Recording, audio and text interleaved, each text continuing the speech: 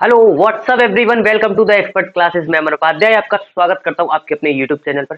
जिन बच्चों ने अभी तक व्हाट्सअप चैनल ज्वाइन नहीं किया है, जाकर के व्हाट्सअप चैनल को ज्वाइन करें ताकि आप सभी लोगों को टाइम से एग्जांपल्स क्विज़ेस सारी इन्फॉर्मेशन मिल सके। यहाँ आपको वीडियो सॉल्यूशन देगा, वहां आपको सारी इन्फॉर्मेशन दे दी जाएगी कि कौन सी क्लास किस टाइम पर चल रही है। चलो वही क्लास 12 के स्टूडेंट ध्यान देंगे। हमने लास्ट क्लास में आपका चैप्टर नंबर 2 जिसका नाम था प्रतिलोम त्रिकोणमिति फलन, जिसे हम बोलते हैं इनवर्स टेक्नोमेट्री फंक्शन, कंप्लीट कर लिया था। बिल्कुल जितने भी बोर्ड है उसमें सबसे ज्यादा जो क्वेश्चन आते हैं वो आते हैं आपके डिफरेंशिएशन से और इंटीग्रेशन से। ठीक है, आव्यूह और सारणिका की यानी कि जो आपका डिटरमिनेंट है उसमें से आपके कम आते हैं क्वेश्चन, लेकिन सबसे ज्यादा जो क्वेश्चन आते हैं वो आते हैं आपके डिफरेंशिएशन से। सो मैं अभी उन दोनों चैप्टरों को स्किप करके मैं आपको चैप्टर नंबर 6 पे पहुंचा रहा हूँ डायरेक्टली।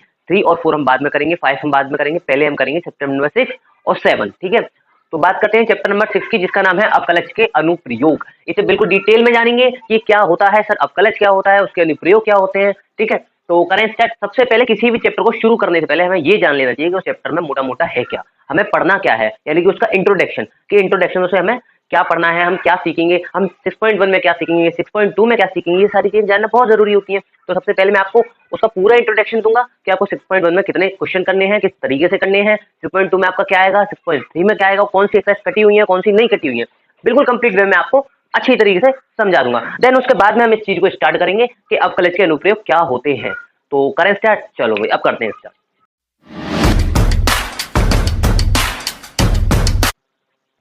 तो देखो, ये है हमारे अवकलज के अनुप्रयोग में ये सारी चीजें आपको पढ़नी है। ठीक है, तो पता करते हैं क्या क्या पढ़ना है। मैं सुनो, यह हमारी आपकी 5 एक्सरसाइज है टोटल। ठीक है, 6.1 में आप पढ़ेंगे राशियों के परिवर्तन की दर। ये क्या है सर, राशियों के परिवर्तन की दर? राशियां होती हैं सेंटीमीटर स्क्वायर वगैरह, ये सारी चीजें होती हैं। ठीक है, ये आपको जब परिवर्तन जब होता है किसी चीज में तो उसके दर की घट रही है या बढ़ रही है, ये सारी चीजें आपको पढ़नी है 6.1 में। दूसरा आपका फिर आएगा आपका वर्तमान और हास्यमान फलन। ये फंक्शंस हैं, इन्हें भी हम डिटेल में जानेंगे कि क्या चीज है। ठीक है, अभी मैं आपको सिर्फ बता रहा हूँ, धीरे धीरे इनको जब क्वेश्चन के साथ करेंगे तो सब समझ में आ जाएगा। आगे है आपका 6.3 स्पर्श रेखा और अभिलंब। उसके आगे आपका सन्निकट मान, और देन उसके बाद में आपका उच्चतम एवं निम्नतम। अब सबसे पहले ये बात कर लेते हैं कि सर इसमें से कटा क्या है। नए सिलेबस के हिसाब से एक स्पर्श रेखा का अभिलंब और सन्निकट मान, स्पर्श रेखा और अभिलंब और सन्निकट मान, ये दोनों कटी हुई हैं सभी बोर्ड में, बस बिहार बोर्ड में ये दे रखी हैं। बाकी 6.1, 6.2 और 6.5 ये आपकी कंप्लीटली हर एक बोर्ड में मिल जाएगी। ठीक है, तो मैं आपको आज इस वन शॉट में 6.1, 6.2, 6.5 कराऊंगा टोटल कंप्लीटली भी मैं बिल्कुल। ठीक है, यहाँ 6.3 और 6.4 को बाद में देखेंगे, हो सकता है मैं इसे पार्ट 2 में करा भी दूं। तो अभी तो बात सिर्फ हम इसकी करेंगे जो आपके सिलेबस में है। सही है, तो करें स्टार्ट। सबसे पहले हम बात करेंगे राशियों के परिवर्तन की दर, ये क्या होता है सर, तो मैं करा रहा हूँ आपको।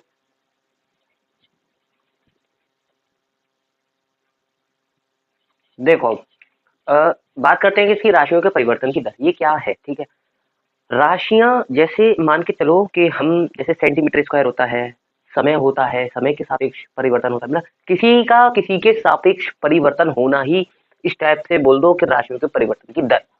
किसके परिवर्तन हो रहा है, किसके सापेक्ष हो रहा है, ये चीज मैं आपको बता रहा हूँ, ध्यान से समझेंगे सभी लोग। ठीक है, देखो मान के चलो कि कोई चीज है जैसे वाई। ठीक है, वाई में परिवर्तन की दर हो रही है। ठीक है, वाई में परिवर्तन की दर जो है और वो किसके सापेक्ष हो रही है, एक्स के सापेक्ष हो रही है।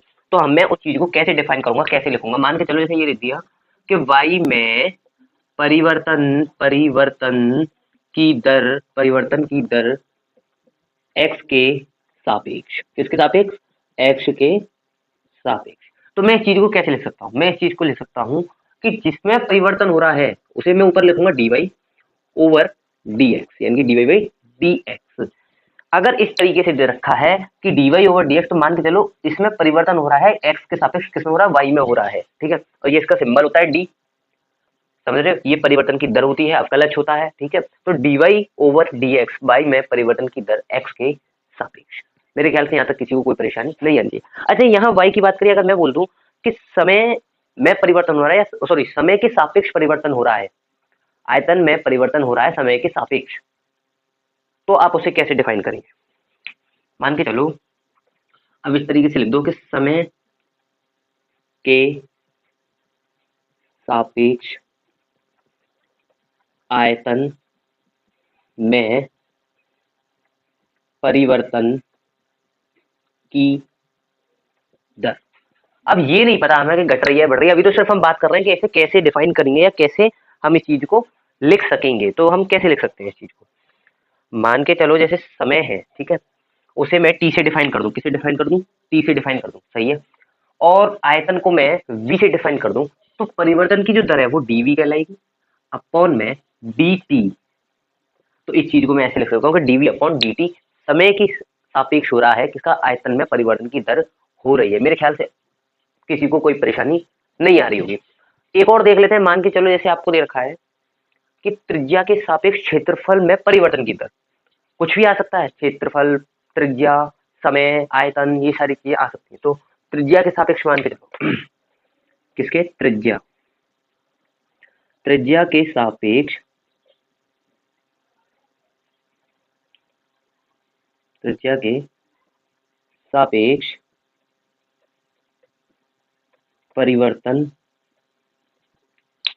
एक सेकंड, त्रिज्या के सापेक्ष क्षेत्रफल में परिवर्तन की दर, किसमें, क्षेत्रफल में, क्षेत्रफल में परिवर्तन की दर, इस तरीके से लिख रखा है। तो क्षेत्रफल को मैं किससे डिफाइन कर सकता हूँ, क्षेत्रफल को मान के चलो मैंने डी से कर दिया, डी ए से, किससे, डी ए से, कैपिटल ए से, और त्रिज्या को हमेशा आर से करते हैं, तो डी आर, यानी D R over D A over D R.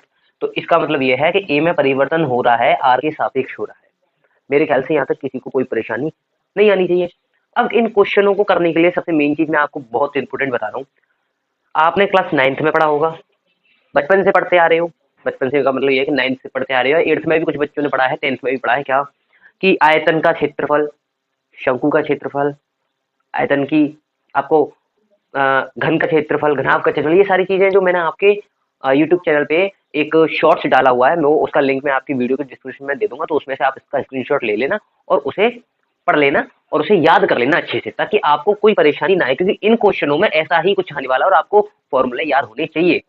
वैसे तो फॉर्मूले नॉर्मल ही है, नॉर्मल है, सभी ने पढ़े हैं अच्छे से, सभी को अच्छे से याद होंगे, ठीक है। तो करें स्टार्ट। अब देखो, अब बात करते हैं क्वेश्चन कैसे आते हैं, क्वेश्चन की बात करते हैं, ठीक है।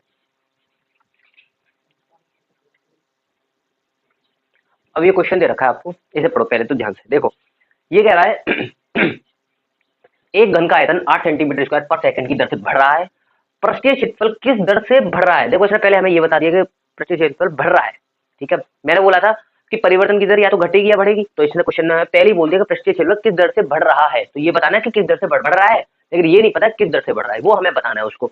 जबकि इसके किनारे की लंबाई 12 सेंटीमीटर है, सही है। तो एक बात बताओ, घन का आयतन का जो फॉर्मूला जो होता है वो क्या होता है, वो होता है हमारा क्या, ए क्यूब, होता नहीं होता। तो सबसे पहले मैं माना घन का आयतन, ठीक है, यहां से मैं सॉल्यूशन करूंगा, इसका क्या करूंगा, सॉल्यूशन। तो यहां डालेंगे हम सॉल्यूशन, सॉल्यूशन, ठीक है। घन का माना, घन का आयतन, घन का आयतन बराबर v, सही है। ये मान लो कि घन का आयतन जो है हमारा वो क्या है, v। अच्छा, बात करते हैं आगे कि इसके किनारे की लंबाई। तो किनारे की लंबाई आप मान लो जैसे कैपिटल ए मान लेते हैं, नहीं स्मॉल ए मान लेते हैं, किनारे की लंबाई, ठीक है। तो किनारे की लंबाई, किनारे की लंबाई, किनारे की लंबाई हमने क्या मान लिया, कैपिटल ए, सही है। अब बात करते हैं कि पृष्ठीय क्षेत्रफल, यानी कि पृष्ठीय क्षेत्रफल आपको बताना है और किस दर से बढ़ रहा है वो बताना है। तो सबसे पहले मैंने आपको बताया ना कि ये फॉर्मूला याद होना चाहिए कि घन का आयतन क्या होता है, घन का पृष्ठीय क्षेत्रफल क्या होता है ना। तो इन चीजों को पहले याद कर लेना, मैं आपको डिस्क्रिप्शन में लिंक डाल दूंगा उस शॉर्ट्स का, जो शॉर्ट्स मैंने आपको डाला था उसे अच्छी तरीके से रिवाइज कर लेना, याद कर लेना, तो आपको हो जाएगा, आपके क्वेश्चन याद हो जाएंगे और क्वेश्चन आप अच्छे से निकाल लोगे। आपको पता है मैथमेटिक्स जो है वो किसकी होती है, फॉर्मूले बेस्ड होती है पूरी, तो आपको फॉर्मूले तो याद करने पड़ेंगे, ठीक है। तो अब पृष्ठीय क्षेत्रफल मान लो आप जैसे कैपिटल ए, पृष्ठीय क्षेत्रफल, पृष्ठीय क्षेत्रफल इक्वल्स टू कैपिटल ए, ठीक है। हमें क्या निकालना है, पृष्ठीय क्षेत्रफल किस दर से बढ़ रहा है।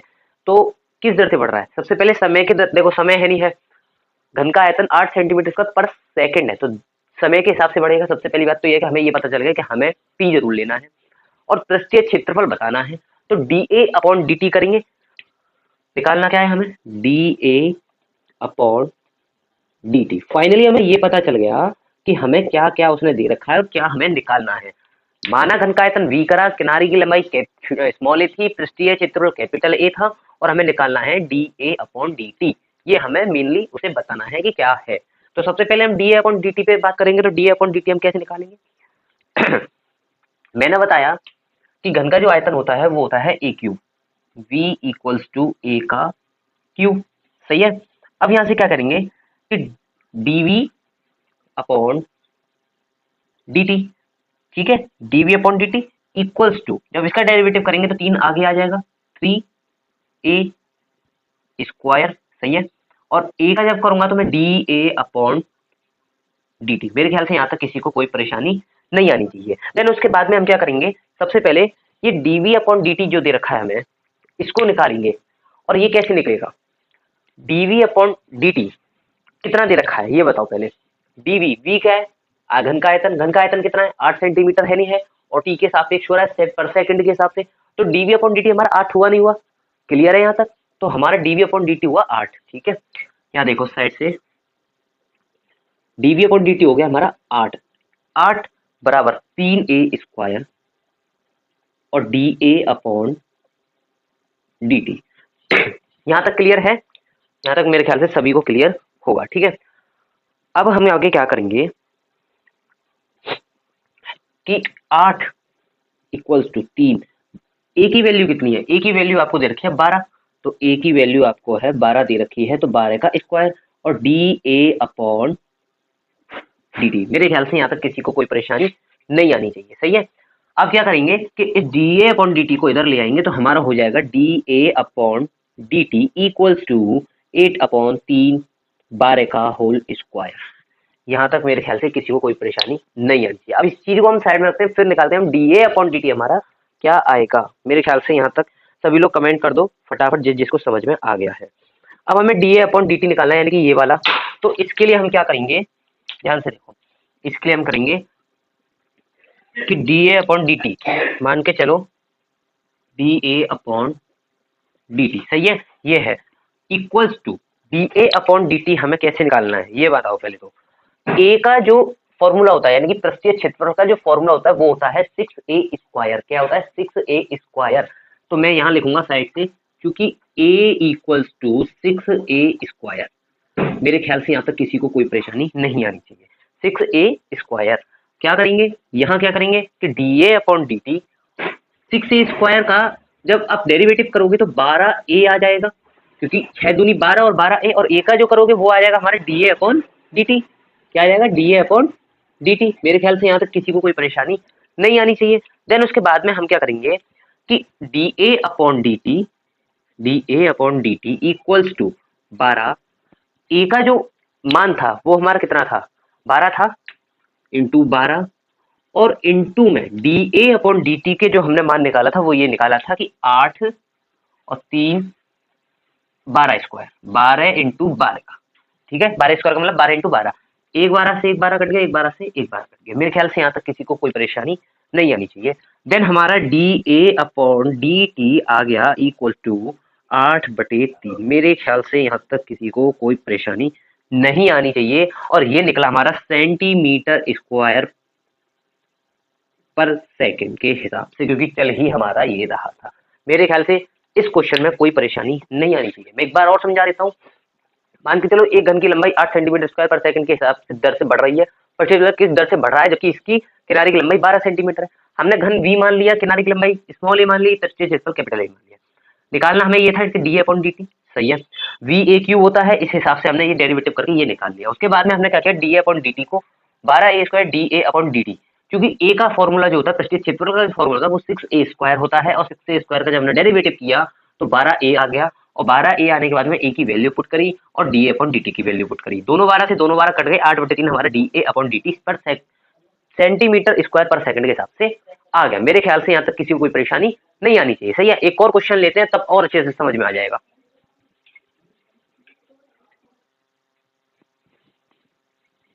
देखो अब ये क्वेश्चन दे रखा है, ठीक है। ये क्या कह रहा है, इसे ध्यान से पढ़ेंगे। एक आयत की लंबाई x, ठीक है, आयत की लंबाई जो है वो x है, 5 सेंटीमीटर पर मिनट की दर से घट रही है, ठीक है। और उसी आयत की चौड़ाई y 4 सेंटीमीटर पर मिनट की दर से बढ़ रही है, ठीक है। जब x 8 सेंटीमीटर और y 6 सेंटीमीटर है तब आयत के दो चीज निकलवा रहा है। पहला a परिमाप निकालना है, दूसरा क्षेत्रफल के परिवर्तन की दर निकालनी है। तो बहुत इजी है, पहले ये समझेंगे क्वेश्चन कह क्या रहा है, क्वेश्चन क्या निकलवा रहा है। ठीक है, तो ध्यान से देखो, माना आयत का परिमाप। ठीक है, सबसे पहले हमारा काम रहता है कि क्वेश्चन को बनाना। तो यहां से हल है, और माना आयत का परिमाप, सही है, माना आयत का परिमाप p। ठीक है सर, अब हम मानेंगे कि आयत का क्षेत्रफल, आयत का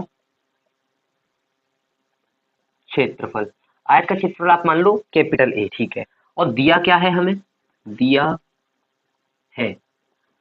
क्या है हमें एक तो दे रखा है उसने लंबाई, और वो किस दर से घट रही है, और उसकी चौड़ाई दे रखी है और वो किस दर से घट रही है।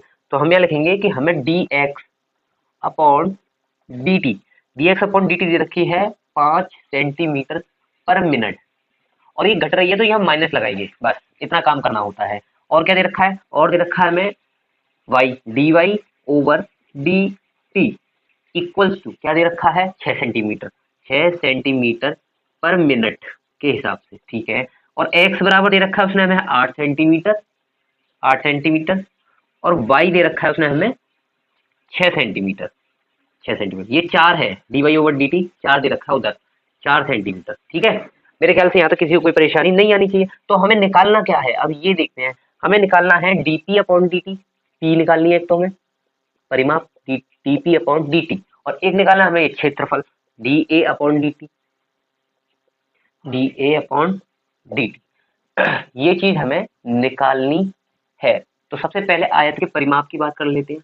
आयत का परिमाप, आयत का परिमाप क्या होता है, यानी कि P हमारा क्या होता है, फॉर्मूला होता है 2 इंटू में लंबाई प्लस चौड़ाई। आयत के परिमाप का फॉर्मूला होता है 2 इंटू में लंबाई प्लस में चौड़ाई,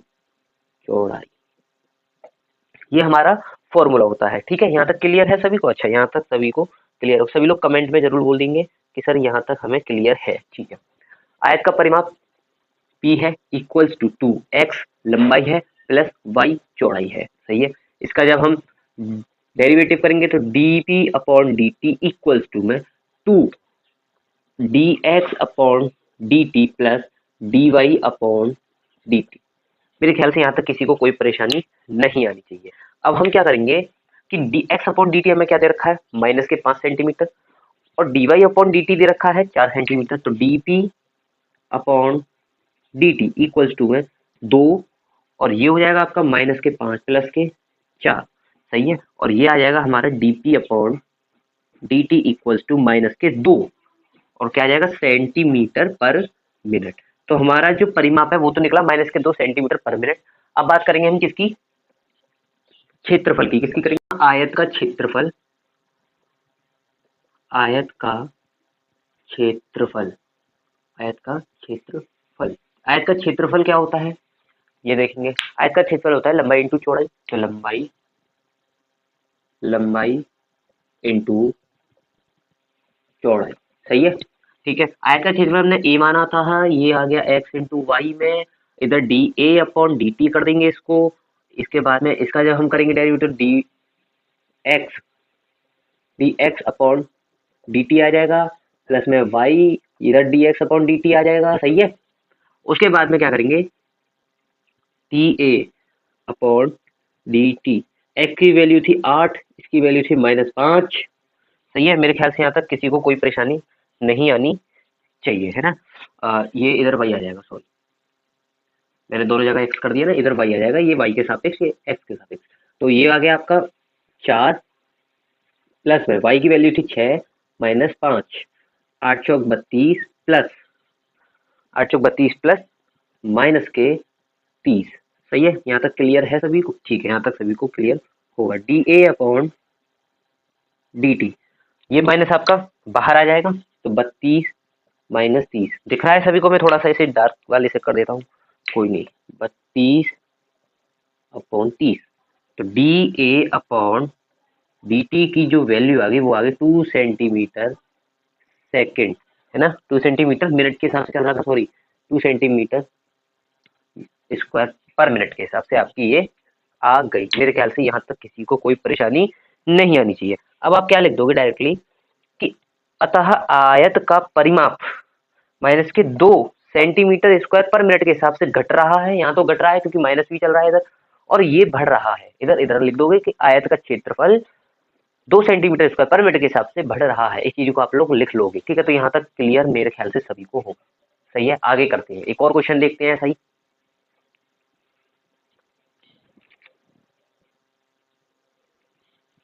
तो देखो अब एक ही क्वेश्चन दे रखा है, question number 5, sorry question number 7 है, 10 है आपके। क्वेश्चन नंबर 5 सेंटीमीटर लंबी सीढ़ी के सहारे झुकी है। 5 सेंटीमीटर लंबी सीढ़ी दीवार के सहारे झुकी है, सॉरी, यानी कि एक सीढ़ी है जो दीवार के सहारे इस तरीके से, जैसे सीढ़ियां आप सीढ़ियां देखी ना, लकड़ी वाली जो सीढ़ी होती है वो इस तरीके से झुकी हुई है दीवार के सहारे, ठीक है। सीढ़ी के नीचे का सिरा जमीन के अनुदिश दीवार से दूर 2 सेंटीमीटर की तरफ खींचा जाता है। दीवार पर इसकी ऊंचाई की दर किस दर से घट रही है ये बतानी है, जबकि सीढ़ी के नीचे का सिरा दीवार से 4 सेंटीमीटर दूर है। पहले इस चीज को समझते हैं, देखो क्या कह रहा है ये। मान के चलो एक डायग्राम बना रहा हूं मैं, ये इस तरीके से मैंने एक डायग्राम बनाया, ठीक है, और ये है। अब एक सीढ़ी है 5 सेंटीमीटर लंबी, कितनी, 5 सेंटीमीटर लंबी, 5 सेंटीमीटर लंबी एक सीढ़ी है। ये कह रहा है कि इस सीढ़ी को जब मैं खींचूंगा, देखो ये जब इसकी इधर की तरफ खींचेंगे हम इसको, तो ये कम होगी और ये बढ़ेगी। तो ये कह रहा है ये जो बढ़ रही है ना आगे, वो तो 2 सेंटीमीटर बढ़ी है, और ये पूछ रहा है कि कितनी घटी है, यानी कि हमें ये बतानी है। मान के चलो इस चीज को मैं x मान रहा हूँ और इसको मैं y मान रहा हूँ। सही है, यहाँ सही है, x मीटर मान लेता हूँ इसे मैं, और इसे y मीटर मान लेता हूँ। मेरे ख्याल से यहाँ तक किसी को कोई परेशानी नहीं आनी चाहिए। देन उसके बाद में क्या होता है कि उसने पूछा है आपसे, आपको क्या बताना है कि ये जो x से आगे जो 2 सेंटीमीटर बढ़ी है, ये हमारी क्या है, ये किस दर से बढ़ रही है, पहले तो ये बताओ। ये दर किस समय की दर से बढ़ रही है, यानी कि सेंटीमीटर की दर से बढ़ रही है। यहाँ स्क्वायर सेकंड आ जाएगा, ठीक है, पर सेकंड आ जाएगा। तो ये जो 2 सेंटीमीटर प्रति सेकंड जो दे रखा है, ये हमारा dx अपॉन dt है। क्या है, dx अपॉन dt। और हमें बताना क्या है, हमें बताना है dy ओवर dt, ये हमें बताना है। जबकि उसने बोला है कि इसकी जो दूरी है, यानी कि उसने यहाँ पे बोला है आपका, ये रहा सीढ़ी के नीचे का सिरा दीवार से 4 सेंटीमीटर, यानी कि ये 4 सेंटीमीटर है। तो उसने हमें क्या दे रखा है, वो हमें दे रखा है उसने y, यानी कि x हमें दे रखा है। ये जो x दे रखा है वो दे रखा है 4, कितना है, 4 मीटर। ये चीज उसने हमें दे रखी है। मेरे ख्याल से यहाँ तक किसी को कोई परेशानी नहीं आनी चाहिए। मान के चलो मैं इस सिरे को a मान लेता हूँ, इसको b मान लेता हूँ और इसको c मान लेता हूँ। मुझे y निकालना है, यानी कि मुझे कर्ण दे रखा है, आधार दे रखा है, मुझे लंब निकालना है। तो मैं पाइथागोरस प्रमेय लगाऊंगा। सबसे पहले हम क्या करते हैं, पाइथागोरस प्रमेय का प्रयोग करते हैं। पाइथागोरस प्रमेय, मेरे ख्याल से आप सभी ने ये पढ़ी होगी अच्छे से, ठीक है। पाइथागोरस प्रमेय क्या करेंगे कि AB प्लस AB का स्क्वायर प्लस AC का स्क्वायर इक्वल्स टू CB का स्क्वायर, यही तो करते हैं कि कर्ण का स्क्वायर इज इक्वल टू आधार स्क्वायर इज इक्वल टू लंब स्क्वायर प्लस, ठीक है। तो AB का स्क्वायर प्लस में AC का स्क्वायर इक्वल्स टू है CB का स्क्वायर। सही है, AB का स्क्वायर हमें निकालना है, तो इसे ऐसे ही रखेंगे। AC का स्क्वायर हमें, सॉरी AB का स्क्वायर हमें दे रखा है, AB का स्क्वायर हमें दे रखा है, वो दे रखा है 4, कितना दे रखा है, 4 दे रखा है। AC का स्क्वायर हमें निकालना है, इक्वल टू CB का स्क्वायर है 5 स्क्वायर, 4 स्क्वायर यानी कि 16 प्लस AC का स्क्वायर इक्वल टू 25, ये आ गया। ये इधर चला जाएगा तो AC का स्क्वायर इक्वल टू 25 माइनस 16, ये हो जाएगा आपका AC का स्क्वायर इक्वल टू में 9, और जब मैं इसे इधर ले जाऊंगा तो AC बराबर 3 मिल जाएगा। कैसे मिल जाएगा कि इस पे रूट चढ़ जाएगा ये, ठीक है। इतना तो मेरे ख्याल से सभी को आता ही होगा। तो यहाँ ये हमें जो y है, ये y तो ये हमारा क्या है, ये y है हमारा, AC क्या है हमारा, y है। तो y इक्वल्स टू 3, यानी कि y की वैल्यू जो मिली वो हमें मिली 3। मेरे ख्याल से यहाँ तक किसी को कोई परेशानी नहीं आनी चाहिए। अब बात करते हैं हम किसकी, कि ये किस दर से घट रही है, दीवार से जो घट रही है वो किस दर से घट रही है, वो हमें पता करनी है। तो वो हम कैसे पता करेंगे, मान के चलो टी के सापेक्ष समीकरण नंबर 1 बना लेते हैं। समीकरण नंबर 1 का अवकलज करने पर टी के सापेक्ष, किसके सापेक्ष, टी के सापेक्ष समीकरण नंबर 1 का अवकलज करने पर, सही है। अवकलज करूंगा मैं जब, तो मुझे क्या मिलेगा, ध्यान से देखेंगे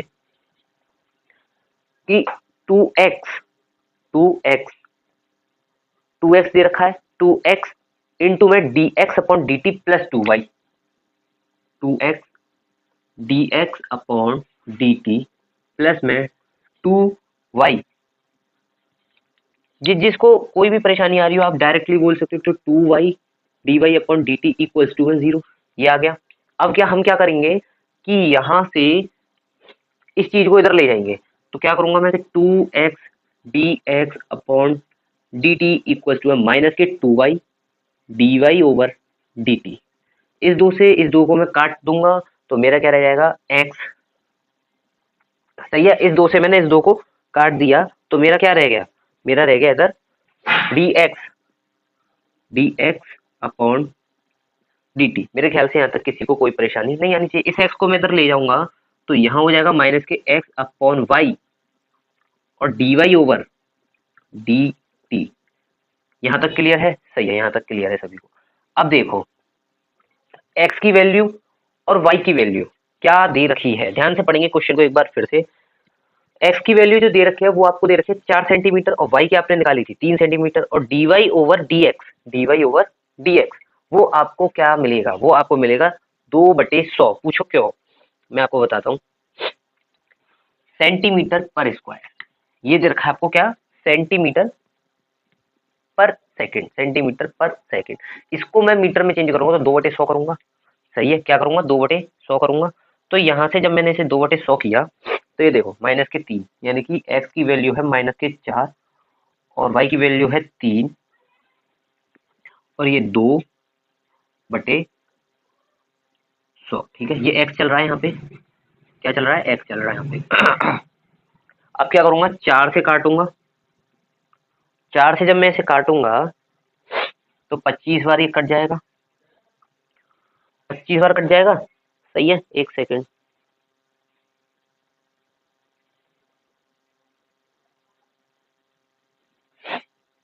पच्चीस बार कटने के बाद में ये आ जाएगा 2/75 और मीटर सेकंड। मेरे ख्याल से यहाँ तक कोई किसी को कोई परेशानी नहीं आनी चाहिए। सही है, तो आगे करते हैं, एक दो क्वेश्चन और देखेंगे, फिर बहुत अच्छे से समझ में आ जाएगा। मेरे ख्याल से अभी तक हमने 3 क्वेश्चन कर लिए, तो आपको मोटा मोटा समझ में आ गया होगा हमें करना क्या है। सही है, चलो भाई देखो, तो ये क्वेश्चन है, ठीक है, एक सेकंड, हाँ ये क्वेश्चन दे रखा है।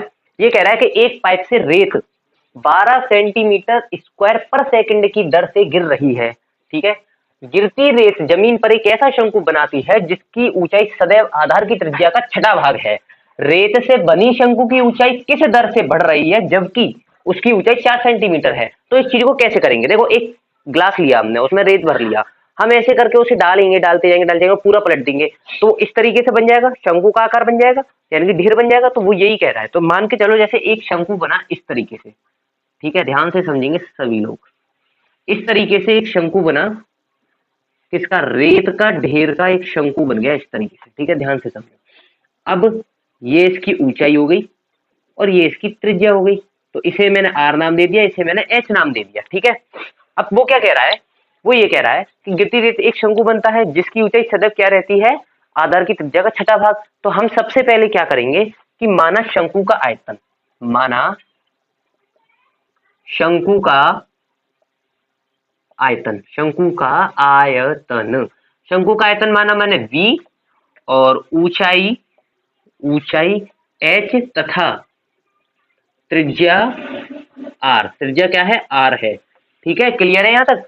अब वो क्या कह रहा है, आगे हम क्या क्या मानेंगे, देखो ध्यान से, दिया क्या है हमें, सबसे पहले तो ये देखो दिया है उसने हमें, दिया है उसने हमें dv अपॉन dt, यानी कि dv दे रखा है, v हमारा 12 सेंटीमीटर स्क्वायर है। ठीक है, 12 सेंटीमीटर स्क्वायर प्रति सेकंड ये dv अपॉन dt दे रखा है, तथा h क्या है, h दे रखी है उसने r/6, यानी कि r का 6वां भाग, यानी त्रिज्या का 6वां भाग। ये उसने समीकरण नंबर 1 हमने बना लिया। हमें निकालना क्या है, हमें निकालना है dh अपॉन dt। क्या निकालना है, dh अपॉन dt। और उसमें h दे रखी है उसने 4 सेंटीमीटर, ठीक है, और ये हमें निकालना है। तो कैसे निकालेंगे इस चीज को, ध्यान से समझो। सबसे पहले तो इस चीज को निकालने के लिए आपको शंकु का आयतन याद होना चाहिए। मैंने आपसे बोला था कि शॉर्ट्स में डाल दूंगा, ठीक है, और उस शॉर्ट से आप क्या कर लेना, सारे फॉर्मूलेज याद कर लेना। तो यहां से मैं क्या करूंगा, v इक्वल्स टू शंकु का आयतन, किसका आयतन, शंकु का आयतन, शंकु का आयतन, ठीक है। तो v equals to 1/3 pi r square h, ये आपका फॉर्मूला रहता है, सही है। तो v equals to 1/3 pi, r आपको क्या दे रखी है, आर आपको निकालनी पड़ेगी, ठीक है।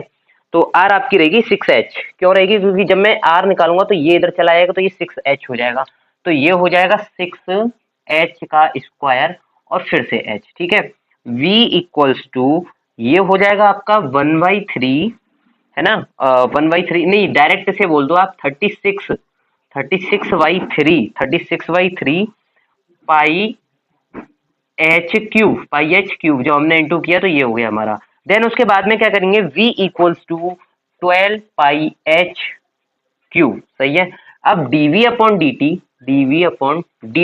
हमें दे रखा है उसने 12 सेंटीमीटर स्क्वायर, तो ये 12 और ये आ गया आपका क्या, पाई, और h आपका ये आ गया 3h स्क्वायर और dh/dt। क्लियर है, यहां तक सभी को क्लियर है, ठीक है। आगे 12 इधर आ जाएगा हमारा, इक्वल्स टू में 36 पाई 4 का स्क्वायर और dh/dt। यहां तक क्लियर है। फिर आगे क्या करेंगे, फिर आगे होगा हमारा ये 1 हो जाएगा यहाँ से, सही है, 4 तिया 12 और ये इधर आ जाएगा 1 हो जाएगा हमारे यहाँ। 1 इक्वल्स टू 3 पाई और ये 60 हो गया, है ना, और ये dh/dt हो गया, dh/dt। क्लियर है। फिर 1 equals to 48 pi dh/dt। Clear है, dh/dt 148 पाई सेंटीमीटर पर सेकंड। मेरे ख्याल से यहां तक किसी को कोई परेशानी नहीं आनी चाहिए। तो हमारा dh/dt जो निकला वो निकला 1/48 पाई सेंटीमीटर पर सेकंड। यानी कि ये था हमारा, जो हमने रेत गिराया था गिलास से, जो भी शंकु बना था उसका जो ढेर बना था, उसका जो आयतन निकला वो हमारा ये निकला। ठीक है, इन फॉर्मूलों से आप किसी का भी क्षेत्रफल, किसी का भी आयतन, किसी का भी निकाल सकते हो। ठीक है, बस फॉर्मूलेज याद होने चाहिए, आपकी कैलकुलेशन अच्छी होनी चाहिए, आप कुछ भी कर सकते हो। Mathematics is a very very very easy subject, but आपको कैलकुलेशन आनी चाहिए, फॉर्मूलेज याद होनी चाहिए, सही है। तो इसे स्क्रीनशॉट ले लो, फिर मैं आगे करा। अब देखो ये क्वेश्चन दे रखा है, ये क्या कह रहा है कि किसी निश्चित आधार B के एक समद्विबाहु त्रिभुज की समान भुजाएं 3 सेंटीमीटर प्रति सेकंड की दर से घट रही है। उस समय जब त्रिभुज की समान भुजाएं आधार के बराबर हैं, उसका क्षेत्रफल कितनी तेजी से घट रहा है, हमें ये बताना है। ठीक है, तो इस क्वेश्चन को किस तरीके से करेंगे, पहले ध्यान से समझेंगे। देखो ये कह रहा है एक समद्विबाहु त्रिभुज, मान के चलो कि मैं एक डायग्राम बना के दिखाता हूं आपको। जैसे कि मान लो आप कि एक त्रिभुज मान लो, ठीक है, ये है त्रिभुज, सही है, और इसने इसका आधार जो है वो B बताया है और समद्विबाहु त्रिभुज है। ठीक है, तो ये आपका b/2 हो जाएगा और ये आपका b/2 हो जाएगा। ठीक है, और तो ये कह रहा है कि x सेंटीमीटर, ठीक है, कितना x सेंटीमीटर मान लो ये, ठीक है, x सेंटीमीटर ये, और इसके बराबर ये है, तो ये भी हमारी x सेंटीमीटर हो जाएगी, सही है। और ये आपका 90 डिग्री बन गया, और A B और ये C, यहां तक क्लियर है। अब हम क्या करेंगे कि माना AB बराबर AC, माना AB बराबर AC बराबर x सेंटीमीटर। देखो ये AB जो भुजा है वो AC के बराबर है, और AB और AC x सेंटीमीटर ही है ना, तो मैं बोल सकता हूं कि AB बराबर AC इक्वल्स टू में x सेंटीमीटर तथा ABC यानी कि त्रिभुज ABC तथा त्रिभुज ABC का क्षेत्रफल जो होगा वो कितना होगा, त्रिभुज ABC का क्षेत्रफल होगा capital A centimetre square. Clear है। दिया क्या है हमें, दिया है, ध्यान से देखेंगे, दिया है हमें dx/dt। क्या दिया हुआ है, dx/dt। जो कि दे रखा है हमें 3 सेंटीमीटर पर सेकंड, और घट रहा है तो ये माइनस लग जाएगा यहाँ पे, सही है। और हमें निकालना क्या है, हमें निकालना है dA अपॉन dt। क्या निकालना है, dA अपॉन dt, और x की वैल्यू दे रखी है उसने b, आधार हमें क्या दे रखा है b, ठीक है, और ये हमें निकालना है। अब हम क्या करेंगे, सबसे पहले ध्यान से सुनो, हम करेंगे कि त्रिभुज ADC, त्रिभुज ADD हमारा ये आ जाएगा, त्रिभुज ADC में हम क्या निकालेंगे, पाइथागोरस प्रमेय से उसका सॉल्यूशन निकालेंगे, ठीक है। तो त्रिभुज ADC में पाइथागोरस प्रमेय से मैं लिख देता हूं यहाँ पे पाइथागोरस प्रमेय से, सही है, पाइथागोरस प्रमेय से। आगे वाला मैं यहां से करूंगा, ठीक है। पाइथागोरस प्रमेय से AD का स्क्वायर इक्वल्स टू में, सॉरी प्लस में चल रहा है आपका DC का स्क्वायर, और इक्वल्स टू में AC का स्क्वायर, AD का स्क्वायर, सही है, DC का स्क्वायर, सही है, और इक्वल्स टू में कर्ण का स्क्वायर यानी कि AC का स्क्वायर। यहाँ हमारी AD का स्क्वायर प्लस DC का जो वो है हमारा वैल्यू है वो है b/2, कितना है b/2 का होल स्क्वायर, इक्वल्स टू में AC का स्क्वायर या x का स्क्वायर, क्या है x का स्क्वायर, सही है। यहाँ तक क्लियर है, चलो भाई अब क्या करेंगे हम, अब करेंगे हम AD का स्क्वायर इक्वल्स टू में, इसका स्क्वायर करेंगे तो b² अपॉन 4 आ जाएगा, इक्वल्स टू में x स्क्वायर, सही है। अब क्या करेंगे हम, आगे है हमारा AD का स्क्वायर इक्वल्स टू में x square minus b² upon में 4, यहाँ तक क्लियर है। अब क्या करेंगे, आगे है हमारा AD का स्क्वायर इक्वल्स टू में, इसका एलसीएम ले लेंगे, देखो जब मैं इसका एलसीएम लूंगा तो मेरा 4 एलसीएम आएगा, और ये आ जाएगा ऊपर 4x स्क्वायर माइनस के b², क्लियर है। आगे AD का स्क्वायर इक्वल्स टू में, डायरेक्टली मैं यहाँ से स्क्वायर हटा देता हूँ, ठीक है, यहाँ से मैं स्क्वायर हटा देता हूँ तो इस पे अंडर रूट चढ़ा देता हूँ, तो 4x स्क्वायर माइनस के b² अपॉन में 4, यहाँ तक क्लियर है। अब हम क्या करेंगे, अब हम कुछ नहीं करेंगे, डायरेक्टली क्या करेंगे कि इसको बाहर लिख लूंगा मैं, तो कैसे लिखूंगा, इसको लिखूंगा मैं AD इक्वल्स टू में हमारा निकले आया 1/2 अंडर रूट में 4x स्क्वायर माइनस b²। यहां तक सभी को एग्जैक्ट क्लियर होगा, ठीक है। अब हम क्या निकालेंगे, अब आप देखो यहां तक हमने ये निकाल लिया AD, ठीक है, AD हमें पता चल गया कि हमारा जो AD है वो है 1/2 अंडर रूट में 4x स्क्वायर माइनस b। अब हम क्या करेंगे कि A निकालेंगे, क्या निकालेंगे, A निकालेंगे, जिससे हमारा मेन आंसर आ जाएगा।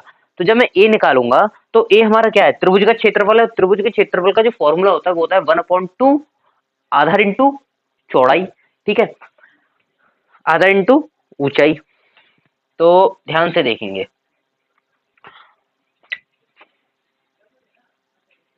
ये देखो यहाँ A जब मैं निकालूंगा, ये A है और A बराबर 1/2 आधार, है ना, आधार इंटू ऊंचाई, आधार इंटू ऊंचाई। अब 1/2 आधार क्या है हमारा, ध्यान से देखो, आधार है हमारा BC, पूरा BC इंटू में AD, ये हमारी ऊंचाई है, तो BC इंटू में AD, सही है, BC इंटू में AD। अब A इक्वल्स टू में क्या चलता रहेगा हमारा, हमारा चलेगा 1/2 और BC हमारी पूरी B है, क्या है B है, तो B इंटू में AD का जो हमें निकला था AD वो हम ये वाला लगाएंगे, तो 1/2 और अंडर रूट में 4x स्क्वायर माइनस b²। मेरे ख्याल से यहाँ तक किसी को कोई परेशानी नहीं आनी चाहिए। ये हो जाएगा हमारा b/4 इंटू में 4x स्क्वायर माइनस b²। यहाँ तक क्लियर है, यहाँ तक सभी को क्लियर है, यहाँ तक क्लियर है। अब हम क्या करेंगे, अब हम डायरेक्टली क्या करेंगे कि dA/dt इसका डिफरेंशिएशन कर देंगे, dA/dt यहाँ से देखेंगे सभी लोग ध्यान से। जब मैं इसका डिफरेंशिएशन करूंगा तो ये b/4 चल रहा है, इंटू में ये x है, अंडर रूट x मान लोगे तो अंडर रूट x का जो डिफरेंशिएशन होता है वो होता है 1/2 under root x 4x square minus b²। यहाँ तक क्लियर है, ठीक है। अब जिसको हमने x माना था उसका भी तो हमें क्या करना है, डिफरेंशिएशन करना है, तो d/dx लगाऊंगा मैं, और x क्या था 4x स्क्वायर माइनस b²। यहाँ तक किसी को कोई परेशानी नहीं आनी चाहिए। अब आगे क्या करेंगे कि dA/dt क्या आएगा हमारा, dA/dt आएगा हमारा b/8, क्योंकि b और 4 दूनी 8, तो b/8 सही है, b/8 और अंडर रूट में इसको ले लूंगा मैं, तो ये हो जाएगा मेरा 4x² माइनस के b²।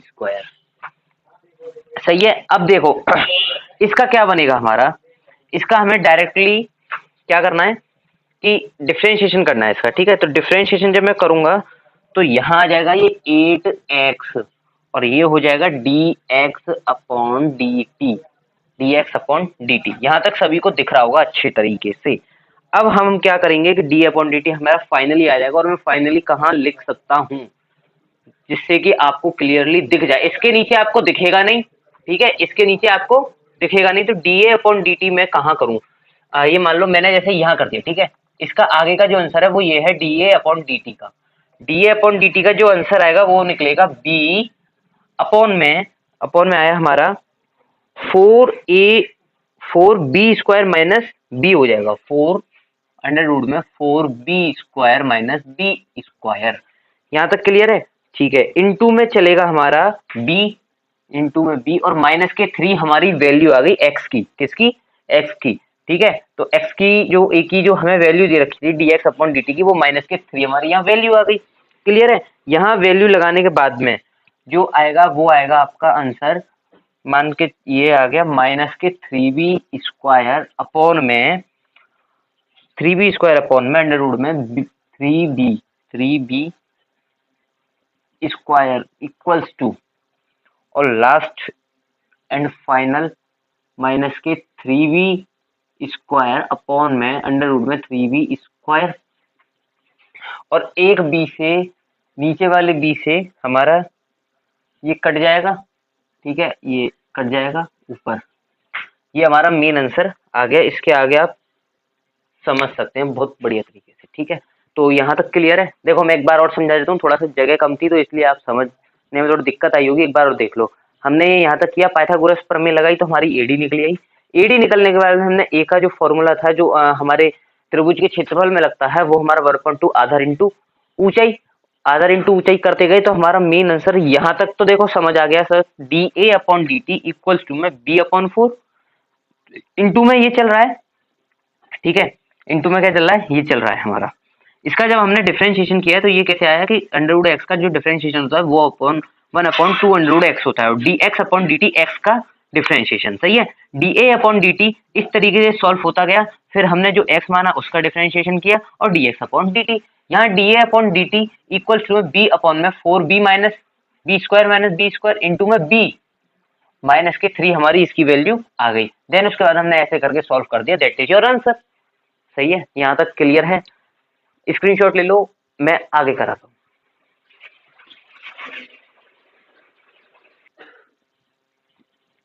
देखो अब ये क्वेश्चन कह रहा है कि किसी वस्तु की x इकाइयों के उत्पादन में कुल लागत cx रुपए में cx दे रखा है आपको, ये से प्रदत्त है। सीमांत लागत ज्ञात कीजिए जब 3 इकाई उत्पादित की जाती है तथा जहां सीमांत लागत में हमारा अभिप्राय किसी स्तर पर उत्पादन के संपूर्ण लागत में तात्कालिक परिवर्तन की दर से है।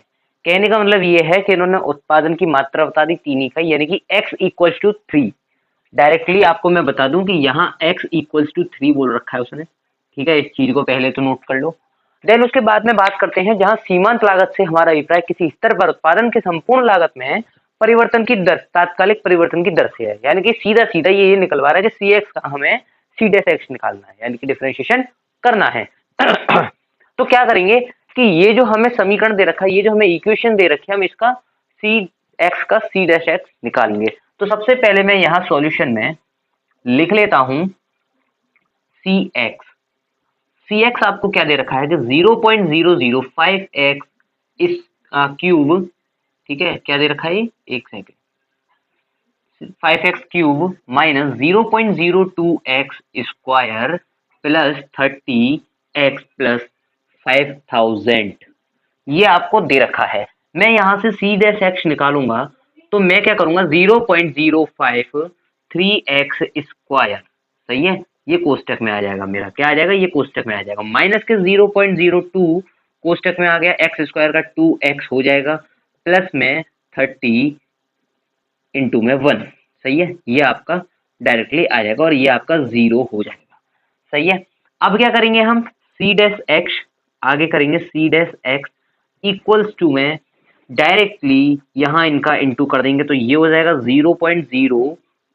0.015 एक्स स्क्वायर माइनस 0.4 हो जाएगा 0.04 एक्स प्लस ये आ जाएगा आपका 30 प्लस, ठीक है, ये 0 आपका हो गया। देन उसके बाद में क्या करेंगे हम, सुनो मेरी बात, x की वैल्यू क्या है, पहले तो ये देखो x की वैल्यू है 3, तो यहाँ हम क्या करेंगे कि 0.0015 और एक्स स्क्वायर की जगह हम यहाँ लिख देंगे 3 का स्क्वायर, किसका स्क्वायर, 3 का स्क्वायर माइनस 0.04 और x की जगह लिख देंगे हम यहाँ 3 प्लस में 30। मेरे ख्याल से यहाँ तक सभी को समझ में आ गया होगा। इसके आगे आप खुद सॉल्व करेंगे और अपना आंसर खुद निकालेंगे। मैंने इतना बता दिया, इतना सेल्फ आप खुद भी कर सकते हो। सही है, यहाँ तक किसी को कोई परेशानी तो नहीं आई? चलो भाई, कमेंट में बता देंगे अगर किसी को कोई भी दिक्कत आती है कैसी भी, ठीक है। तो आगे करें। ठीक है भाई, आगे करते हैं। और हाँ, एक सेकंड और, ये यहाँ 3 है, यहाँ 5 है, ये यहाँ से एक 0 हट जाएगा, मैंने ध्यान नहीं दिया, यहाँ से एक 0 को हटा दो, ठीक है, ये हो जाएगा 0.015 और ये 4 रहेगा ही रहेगा, यहाँ कोई दिक्कत नहीं आने वाली, ठीक है। आगे हिसाब कर लेना, मैं आगे कराता हूँ।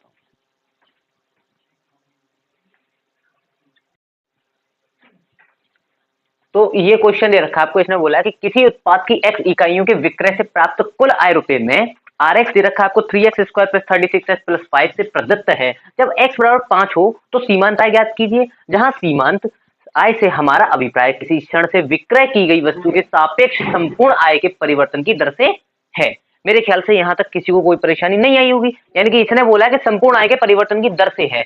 तो परिवर्तन की दर से मतलब हमें ये पता चल गया कि उसने Rx दे रखा है, तो हमें इसका डिफरेंशिएशन निकालना है, R डैश x निकालना है। R डैश x जैसे ही आप सॉल्व करोगे आपका आंसर आपके सामने आ जाएगा, ठीक है।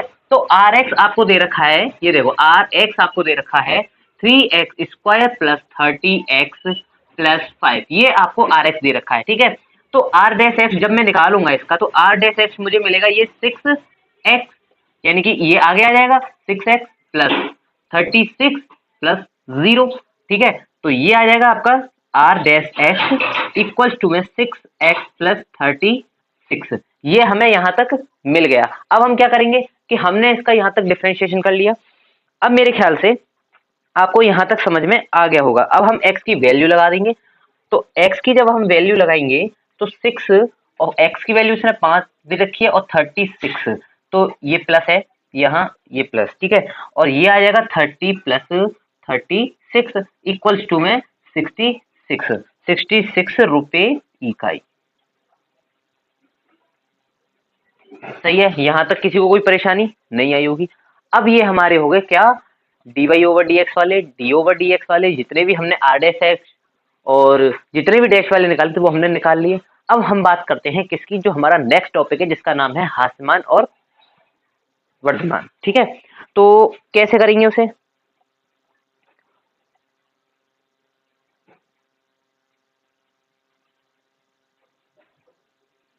चलो इसका स्क्रीनशॉट ले लो, मैं आगे बताता हूँ आपको।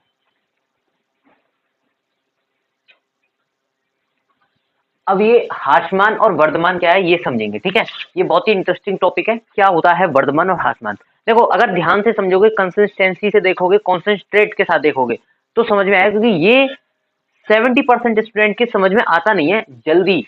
मैं ये नहीं कहता कि हमेशा ही नहीं आएगा, आएगा 1 या 2 बार में आ पाएगा, लेकिन अगर आप एक बार में समझना चाहते हो तो कॉन्सेंट्रेट कर रखना पड़ेगा आपको, ठीक है। तो समझो वर्धमान और हास्यमान फलन होता क्या है। मैं इसके एक अलग से लेक्चर भी लूंगा एक दिन, हास्यमान और वर्धमान का, क्योंकि कुछ स्टूडेंट्स को मैंने बोला ना कि एक बार में समझ में नहीं आता है, लेकिन आप कोशिश यही करो कि आपको एक बार में समझ में आ जाए, ठीक है। तो वर्धमान और हास्यमान होता क्या है, समझो मेरी बात। वर्धमान और हास्यमान, जहां f डैश x मतलब f ऑफ x का f डैश x निकालने पर f डैश x 0 से बड़ा या उसके बराबर आ जाए तो वो हमारा फलन वर्धमान कहलाता है। पहली चीज। दूसरी, अगर एफ डैश एक्स बराबर ना हो करके, यानी कि जीरो ना हो करके बाकी बड़ा आ जाए, है ना, जीरो ना हो करके बड़ा आ जाए उससे एफ डैश एक्स, तो वो निरंतर वर्धमान है। पहला क्या, कि अगर एफ डैश एक्स या तो जीरो से बड़ा या उसके बराबर आ जाए तो वो हमारा वर्धमान है। दूसरी चीज, एफ डैश एक्स जीरो से बड़ा आ जाए तो वो हमारा निरंतर वर्धमान है। सही है। अब बात करते हैं किसकी, हास्यमान की।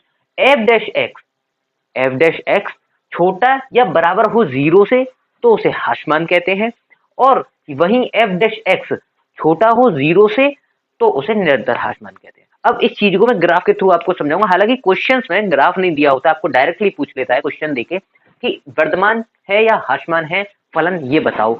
अगर आपको ये बताना तो मैं आपको आगे बताऊंगा, पहले मैं आपको एक डायग्राम के थ्रू समझा देता हूं कि वर्धमान और हास्यमान कैसे निकलते हैं। ठीक है, ये अज्यूम करके मैं आपको बताता हूं। ठीक है, तो देखो, मान के चलो कि एफ डैश एक्स बराबर जीरो और वाई बराबर साइन एक्स का ये ग्राफ है। किसका ग्राफ है, वाई बराबर साइन एक्स का ये ग्राफ है। तो इसमें वर्धमान और हास्यमान कहाँ होंगे मैं बताता हूँ आपको। देखो सुनो ध्यान से। पहला मैं बात करता हूँ किसकी, वर्धमान की। किसकी, वर्धमान की।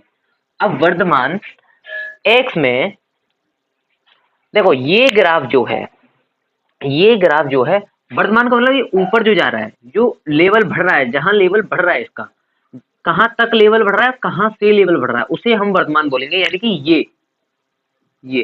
ये हमारा यहाँ लेवल बढ़ रहा है, ये लेवल बढ़ रहा है, तो ये हमारा क्या होगा, वर्धमान होगा। क्या होगा, वर्धमान होगा। तो मैं बोल सकता हूं क्या मैं बोल सकता हूं कि मेरा x जो है वो बिलोंग कर रहा है जीरो से लेकर जीरो से लेके पाई बाई टू, जीरो से लेके पाई बाई टू, और ये चल रहा है कहां तक, इसका मतलब है चल रहा है कहां तक, ये चल रहा है हमारा 3 पाई बाई टू से 2 पाई तक, यानी कि ये इधर बढ़ रहा है। तो 3 पाई बाई टू से 2 पाई तक। क्लियर है यहां तक? ठीक है, बात करते हैं किसकी, निरंतर वर्धमान की। निरंतर वर्धमान क्या होता है, ध्यान से समझेंगे। निरंतर वर्धमान, ठीक है, निरंतर वर्धमान क्या होता है, सुनो ध्यान से। निरंतर वर्धमान हमारा वो होता है जो हमारा निरंतर उठता आ रहा है, यानी कि जीरो से पाई बाई टू तक ये चलता जा रहा है। कहां तक चलता है, जीरो से पाई बाई टू निरंतर है बिल्कुल। ये यहां से झुका है ना, लेकिन ये जीरो से पाई बाई टू तक तो बिल्कुल कंसिस्टेंट रहा ना ऊपर की साइड, ऐसे करके समझो, अज्यूम करके। और इधर देखोगे आप तो इधर 3 पाई बाई टू से और 2 पाई तक निरंतर बढ़ रहा है, निरंतर बढ़ रहा है। तो मैं बोलूंगा क्या, कि हमारा जो निरंतर वर्धमान में x बिलोंग करेगा वो करेगा जीरो से लेके पाई बाई टू तक। अब सर ये चीज और ये चीज तो बराबर हुई नहीं, यहाँ ये बॉक्स इस तरीके से लगा, यहाँ ये बंद नहीं होगा, क्योंकि ये आगे बढ़ रहा है, चल रहा है, ये चीज बंद नहीं होगी, यहाँ छोटा ब्रैकेट लगेगा। और ये कहाँ तक है, ये कहाँ तक है, ये यहाँ इसका ये वाला ब्रैकेट लगेगा, 3 पाई बाई टू और 2 पाई पे बंद हो जाएगा। मेरे ख्याल से यहाँ तक किसी को कोई परेशानी नहीं आनी चाहिए। सही है, यहाँ तक क्लियर है, सभी को अच्छे से समझ में आ गया होगा। अब बात करते हैं किसकी, हास्यमान की और निरंतर हास्यमान की। तो ये सर हास्यमान और निरंतर हास्यमान क्या है, ध्यान से देखेंगे। मैं ऊपर कर देता हूँ ताकि आपको नीचे आराम से कोई परेशानी ना हो देखने में। तो हास्यमान क्या है, हास्यमान में हमारा एक्स बिलोंग कहाँ कर रहा है, जहां लेवल गिर रहा हो, जहां लेवल गिरता हुआ दिखाई दे रहा हो उसे हम क्या बोलेंगे, हास्यमान बोलेंगे। यानी कि एक चीज देखो, पाई बाई टू से, पाई बाई इस पॉइंट से और इस पॉइंट तक लेवल गिरता आया है, देखो यहां तक गिरता आया है, यानी कि पाई बाई टू से 3 पाई बाई टू तक, पाई बाई टू से 3 पाई बाई टू तक लेवल गिरता हुआ आया है। तो मैं बोलूंगा कि एक्स जो बिलोंग करेगा वो करेगा पाई बाई टू से 3 पाई बाई टू तक। मेरे ख्याल से यहां तक किसी को कोई परेशानी नहीं आनी चाहिए। अब बात करते हैं किसकी, निरंतर हास्यमान की। ठीक है, निरंतर हास्यमान क्या है, अब एक सेकंड रुको।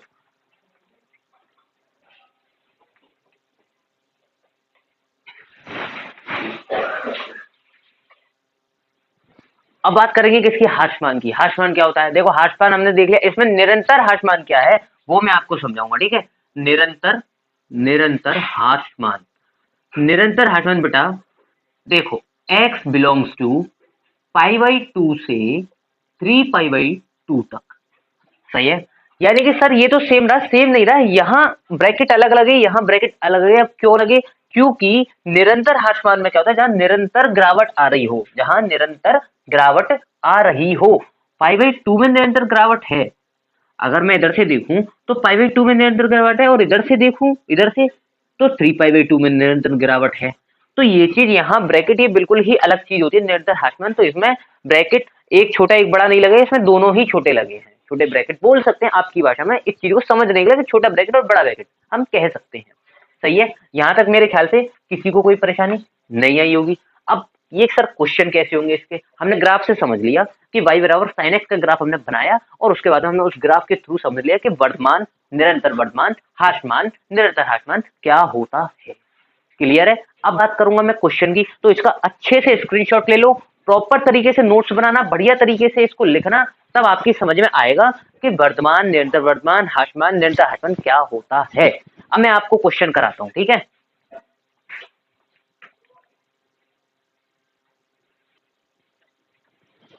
अब ये क्वेश्चन दे रखा है, ये कह रहा है कि अंतराल ज्ञात करो जिनमें f(x = 2x² - 3x) से प्रदत्त फलन f निरंतर वर्तमान, a b निरंतर ह्रासमान, दोनों चीजें हमें बतानी है। हम एक्चुअली में क्या है कि हम दोनों क्या, हम चारों बताएंगे।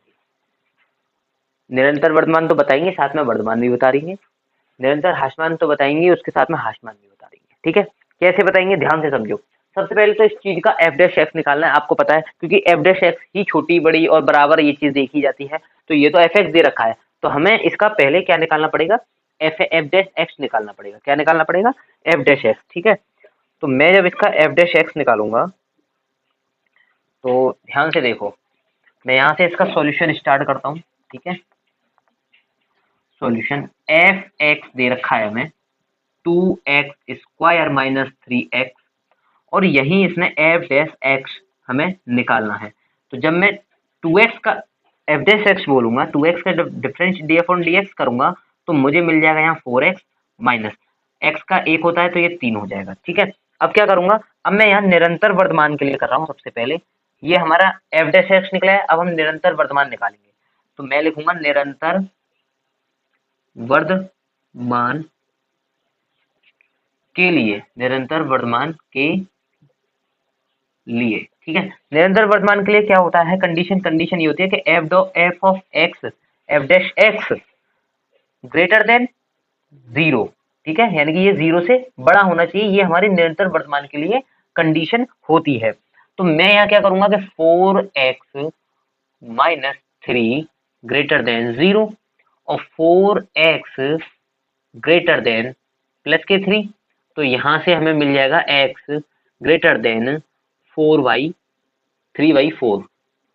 क्या मिल जाएगा? 3/4। ये हमें वर्तमान के लिए मिल गया, किसके लिए? निरंतर वर्तमान के लिए हमें ये मान मिल गया। अब हम क्या करेंगे कि ये कैसे बताएंगे कि निरंतर वर्तमान क्या निकलेगा इसका। देखो एक चीज देखो कि एक हमने ये लिया, ठीक है, और इधर आया हमारा -इनफाइनाइट और इधर आया हमारा प्लस इनफाइनाइट। बीच में मैं इस मान को ले लेता हूँ 3/4 को। किसको ले लेता हूँ? 3/4 को।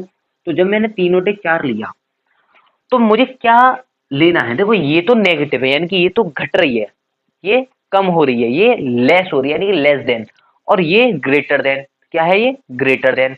तो इसने ये बोला है कि 3/4 से बड़ा लेना है हमें x का मान।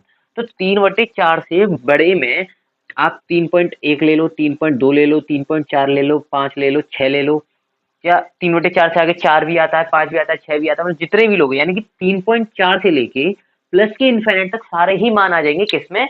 ग्रेटर देन f'(x) में। क्लियर है? यहां तक मेरे ख्याल से किसी को कोई प्रॉब्लम नहीं आनी चाहिए, यानी कि 3/4 से लेके इनफाइनाइट तक हमारा ये हो जाएगा। ठीक है, तो मैं लिख सकता हूं इसके लिए कि x बिलोंग्स टू 3/4 इनफाइनाइट, 3/4, और ये इनफाइनाइट तक हमारा ये x बिलोंग्स टू हो गया। मेरे ख्याल से यहाँ तक किसी को कोई परेशानी नहीं आनी चाहिए। अब यही इसने निरंतर ह्रासमान पूछा, लेकिन इससे पहले मैं वर्तमान आपको बता देता हूँ कि वर्तमान आपको कैसे निकालना है। वर्तमान के लिए कंडीशन होती है, वर्तमान में यहां कर देता हूं आपका, ठीक है, वर्तमान, वर्तमान, ठीक है, वर्तमान के लिए कंडीशन होती है एफ डैश एक्स, यहां हमारा क्या था, यहाँ था हमारा ग्रेटर देन 0 और यहाँ इक्वल्स टू का और निशान लग जाता है, यहाँ एफ डैश एक्स में ग्रेटर देन चलता है, साथ में बराबर का भी निशान हो जाता है इक्वल्स टू का, है ना। तो यहाँ तक मेरे ख्याल से किसी को कोई प्रॉब्लम नहीं आनी चाहिए। क्या होगा कि ये चीज बराबर है, यानी कि निरंतर वर्तमान हमारा इस कोष्टक में निकला, तो बस अंतर कुछ नहीं करना आपको, ये वाला ब्रैकेट चेंज करना है और आंसर आपका निकल आएगा 3/4 इनफाइनाइट। ये आपका बिलोंग्स टू एक्स, या तो आप इधर लिख लो एक्स बिलोंग्स टू, इधर लिख लो, चलो ठीक है, एक्स बिलोंग्स टू, ये आपके वर्तमान के लिए निकलेगा। अब बात करते हैं निरंतर हासमान के लिए, किसके लिए, निरंतर हासमान के लिए। तो निरंतर हासमान में यहां कर रहा हूं, ठीक है, ये बी ऑप्शन है हमारा, निरंतर हासमान, निरंतर हासमान, निरंतर हासमान के लिए हम क्या करेंगे, हमारी निरंतर हासमान के लिए कंडीशन क्या होती है, कमेंट में सभी लोग बताओ। निरंतर हासमान के लिए हमारी कंडीशन होती है F dash x less than 0, यही तो होती है। अब एफ डैश एक्स हमारा क्या है, एफ डैश एक्स है हमारा 4x - 3 लेस देन 0, तो 4x माइनस, ये डायरेक्टली मैं लिख देता हूँ लेस देन 3, और इधर आ जाएगा 4x less than x equals to less than आ जाएगा 3/4, ये आ गया आपका x लेस देन 3/4। तो लेस देन का मतलब क्या है, घटता क्रम, यानी माइनस की साइड, किधर की साइड, माइनस की साइड। तो x बिलोंग्स टू मुझे क्या मिलना चाहिए, x बिलोंग्स टू मिलेगा मुझे, एक सेकेंड, x बिलोंग्स टू मुझे मिलेगा निरंतर हासमान के लिए, x बिलोंग्स टू माइनस के इनफाइनाइट कॉमा 3/4, ये यहां से पूरी संख्या आ जाएगी माइनस इनफाइनाइट तक, ठीक है। बात करते हैं किसकी, हासमान की। हासमान के लिए हम क्या करेंगे, ध्यान से देखो, हासमान के लिए हम करेंगे ये, हासमान, हासमान के लिए, ठीक है, हासमान के लिए क्या होता है, F dash x, F dash x यहाँ लेस देन इक्वल्स टू 0, कुछ नहीं करना है आपको, सिंपली जैसे यहाँ चेंजेस हुआ था, यहाँ चेंजेस हुआ था, ऐसे ही उधर चेंजेस हो जाएगा। तो हमारा जो मेन आंसर जो निकलेगा वो निकलेगा माइनस इनफाइनाइट से कॉमा 3/4, बट ये ब्रैकेट हमारा चेंज हो जाएगा, सही है। तो यहाँ तक सबको अच्छे से समझ में आ गया होगा कि वर्तमान और हासमान होता क्या है। मेरे ख्याल से मोटा मोटा आपको आइडिया लग गया होगा कि ये चीज है, वर्तमान ये है कि वर्तमान घटता बढ़ता क्रम होता है और हासमान घटता क्रम होता है। हास आपको उसके नाम से ही स्पष्ट हो रहा है, हास माना हानि होना, यानी कि माइनस में जाना, ठीक है, वर्तमान यानी प्लस, पॉजिटिव, क्लियर है। इसका स्क्रीनशॉट ले लो, मैं एक क्वेश्चन और कराता हूं, उससे आपको और अच्छे से क्लियर हो जाएगा।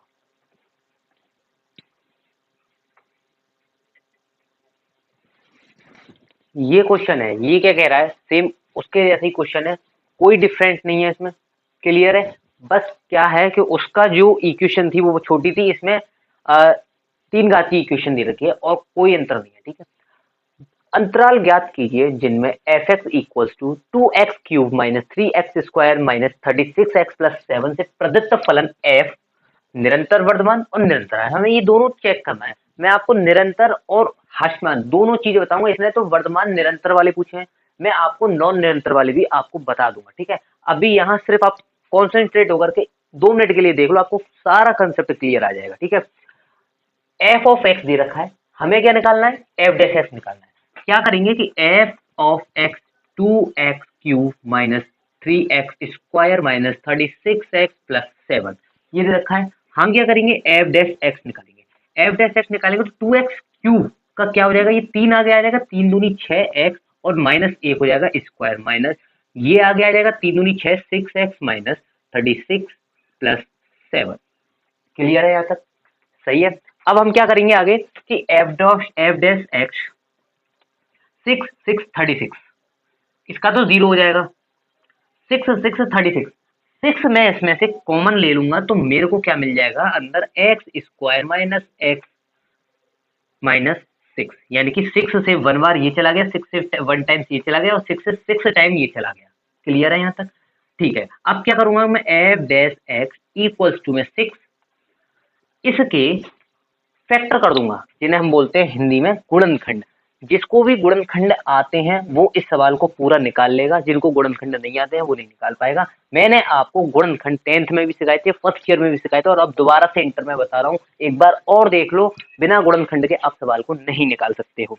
ठीक है, तो यहाँ हो जाएगा आपका एक्स स्क्वायर माइनस, हमें गुणनखंड कैसे करनी होती है, देखो इसके आगे 1 लग रहा है, इसके आगे 1 लग रहा है, ये 6 है।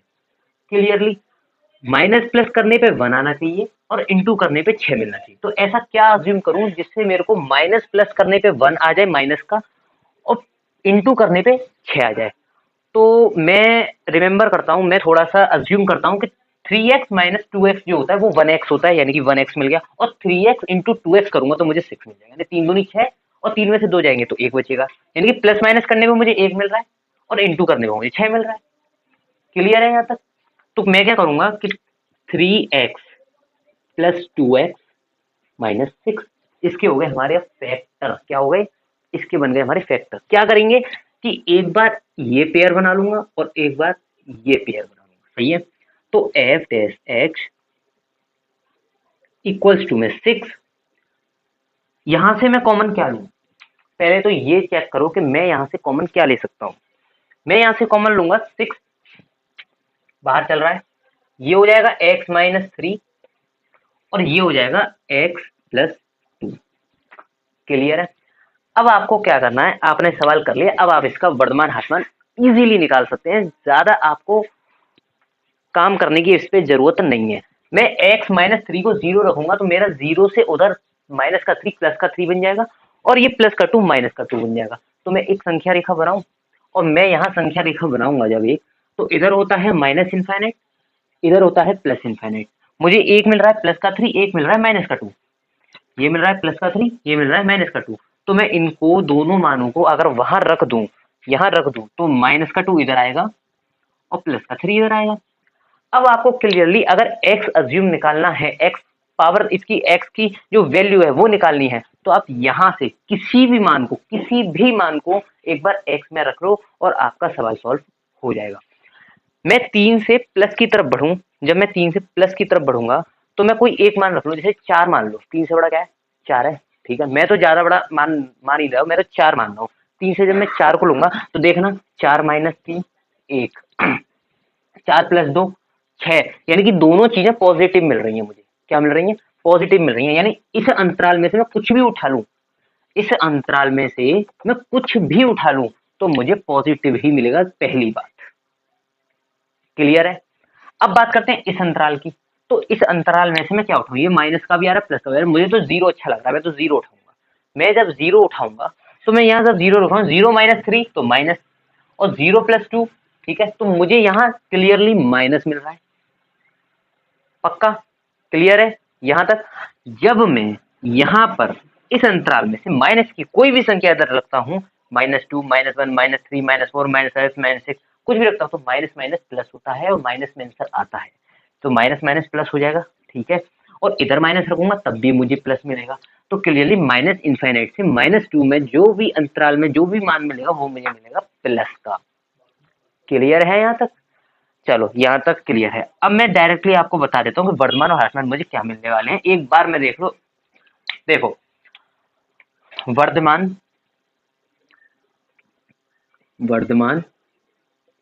और ह्रासमान, निरंतर वर्धमान और निरंतर ह्रासमान। क्लियर है? वर्धमान, ह्रासमान, निरंतर वर्धमान, निरंतर ह्रासमान कैसे निकालेंगे? देखो हाँ, वर्धमान के लिए मैंने बताया था जहां आपका ग्राफ ऊपर चढ़ जाए, यानी कि ये लेवल ऊपर बढ़ जाए तो वर्धमान है, अगर नीचे गिरा तो ह्रासमान है। निरंतर वर्धमान में जहां निरंतर ऊपर बढ़ जाए उसे निरंतर वर्धमान कहते हैं, निरंतर ह्रासमान निरंतर ह्रासमान, यानी कि पावर गिरती चली जाए उसकी तो उसे निरंतर वर्धमान कहते हैं। तो यहाँ माइनस इनफाइनाइट से -2, माइनस इनफाइनाइट से -2, माइनस इनफाइनाइट से ये 8 लग रहा है, माइनस इनफाइनाइट से -2 और माइनस और ये 3 से इनफाइनाइट। ये तो आपका आ गया किसका, वर्धमान का। ह्रासमान का जब मैं चेक करूंगा, यहाँ x बिलोंग्स टू चल रहा है, सभी लोग ध्यान से समझेंगे, यहाँ x बिलोंग्स टू चल रहा है। जब मैं ह्रासमान देखूंगा तो -3 से कोई भी एक संख्या ले लो जो आपके मन में आ रही हो, मान के चलो, सॉरी -2 है यहाँ, -2, हाँ -2 से 3 मान लेते हैं, ठीक है, -2 से 3। निरंतर वर्धमान में, निरंतर वर्धमान माइनस इनफाइनाइट से -2, माइनस इनफाइनाइट से -2 और u यहाँ करेंगे और -2 से, या सॉरी 3 से, हाँ 3 से इनफाइनाइट। ये आपका आ गया निरंतर वर्धमान। निरंतर ह्रासमान, निरंतर ह्रासमान में कुछ नहीं है, -2 से 3। क्लियर है? यहाँ तक सबको मेरे ख्याल से अच्छे से समझ में आ गया होगा, तो इसका स्क्रीनशॉट ले लो फटाफट से, ठीक है। चलो भाई,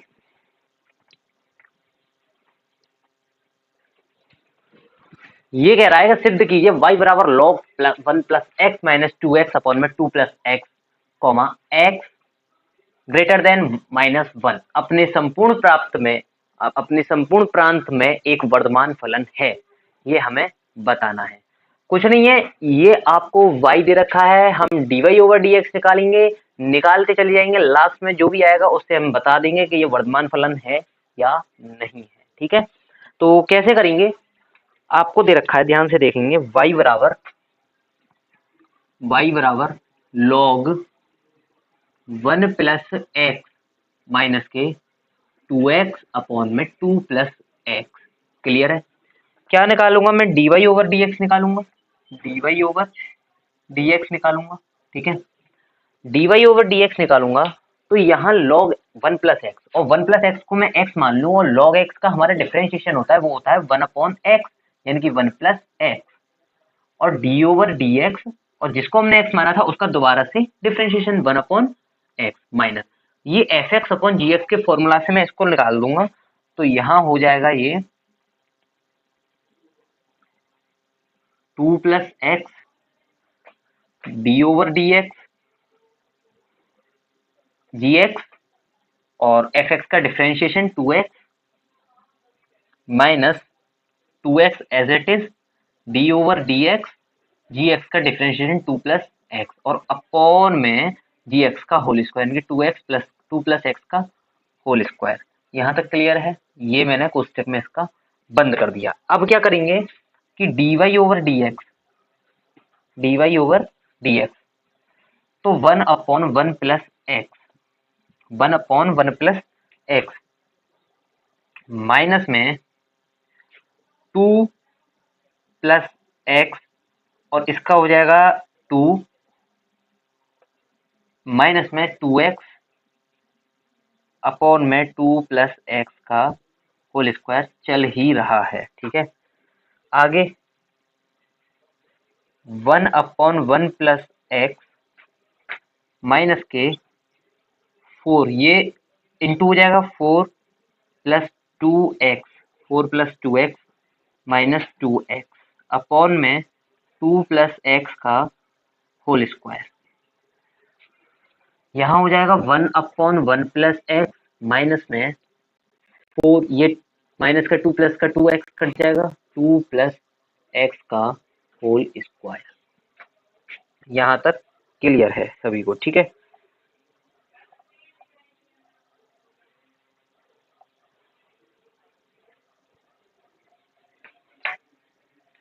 अब आगे क्या करेंगे, ये 2 प्लस एक्स, जो 2 प्लस एक्स है, हम अब इसका आगे करेंगे, यानी कि 1 प्लस एक्स का, ठीक है। तो क्या करूंगा कि मैं इसका एलसीएम लेकर के और इन्हें सॉल्व कर लेंगे, तो इन्हें जब एलसीएम लेंगे तो नीचे तो आ जाएगा 1 प्लस एक्स इंटू में 2 प्लस एक्स का होल स्क्वायर, और ये चीज इधर आ जाएगी, तो 2 प्लस एक्स का होल स्क्वायर माइनस 4 इंटू में 1 प्लस एक्स। क्लियर है? आगे ये हो जाएगा हमारा जब हम इसे सॉल्व करेंगे तो 2 प्लस एक्स, 2 का स्क्वायर प्लस एक्स का स्क्वायर ए प्लस बी का होल स्क्वायर यानी कि 4x। यहाँ तक क्लियर है। माइनस में 4 चल रहा है और ये इसका इंटू कर लेंगे तो प्लस में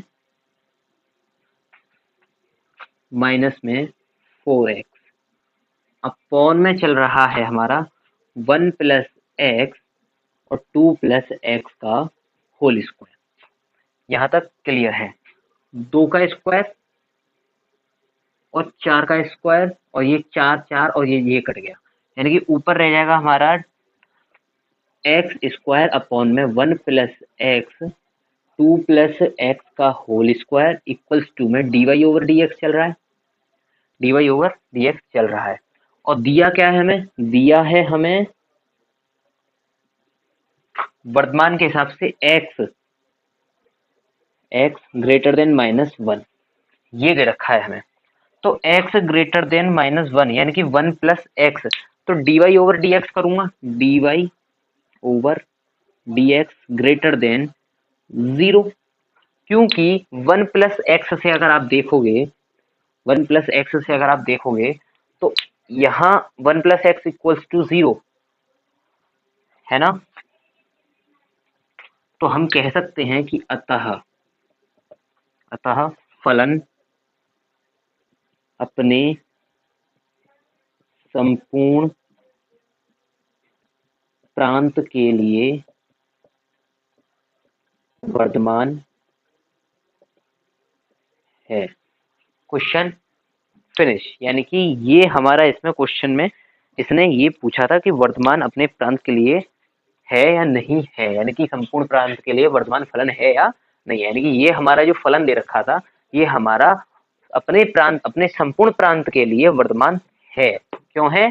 क्योंकि dy over dx less than O greater than 0 और दे रखा था उसने हमें क्या, x ग्रेटर देन -1। यहाँ तक किसी को कोई परेशानी नहीं आई होगी। ठीक है।